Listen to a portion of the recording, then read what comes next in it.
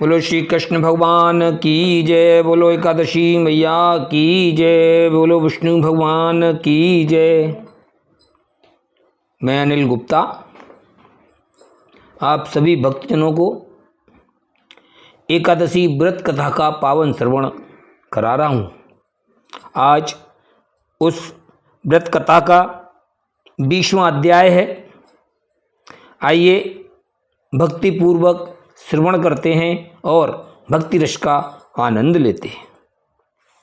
20वां अध्याय भाद्रपद शुक्ला वामन एकादशी की कथा।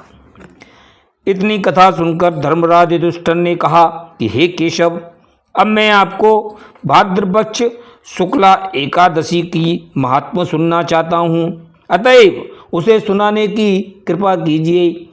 भगवान कृष्ण कहने लगे कि हे कुंती नंदन, भाद्रपक्ष शुक्ला एकादशी का नाम वामन एकादशी है और इसे जयंती तथा परिवर्तनी भी कहते हैं, क्योंकि विष्णु भगवान क्षीर सागर में सोते हुए इस दिन करवट बदलते हैं। हे धर्मज्ञ, यह एकादशी सभी पापों और कष्टों को नष्ट करने वाली, समस्त सुखों को प्रदान करने वाली और सद्गति को देने वाली है। इसलिए सुख और सद्गति चाहने वाले व्यक्ति को इसका व्रत अवश्य करना चाहिए। हे राजन, इससे संबंध रखने वाली कथा का मैं आपके सामने वर्णन करता हूँ, सो सुनिए। एक समय महात्मा राजर्षि बलि ने अपनी सामर्थ्य से समस्त देवों को जीत लिया था और 100 यज्ञ पूरे करके वह स्वर्ग पर अधिकार करना चाहता था। तब देवों की प्रार्थना सुनकर मैंने वामन अवतार धारण करते हुए राजा बलि से 3 पाद भूमि का दान प्राप्त कर लिया।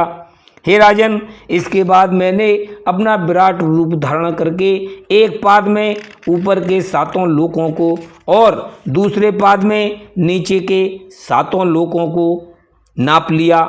तब मैंने तीसरा पाद भूमि प्राप्त करने के लिए धरा तो बलि से कहा,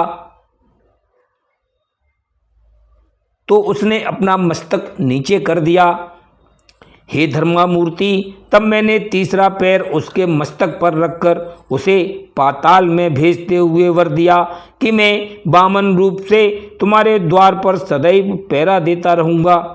हे राजन, इसके बाद राजा बलि ने भाद्रपद शुक्ला एकादशी के दिन अपने भवन में मेरी मूर्ति स्थापित करते हुए मेरा पूजन करना आरंभ कर दिया, जिसके प्रभाव से वे समस्त सुखों को भोगते हुए आनंद जीवन व्यतीत करते हैं और 8 पहर मेरे में मन लगाकर कभी काम, क्रोध, मद, लोभ, मोह और अहंकार में अपना चित्त नहीं फंसाते हैं। हे राजन, अब के धर्मात्मा बलि ही इंद्रासन पर विराजमान किए जाएंगे। इसलिए सुख और सद्गति चाहने वाले व्यक्ति को अवश्य इस वामन एकादशी का व्रत करना चाहिए।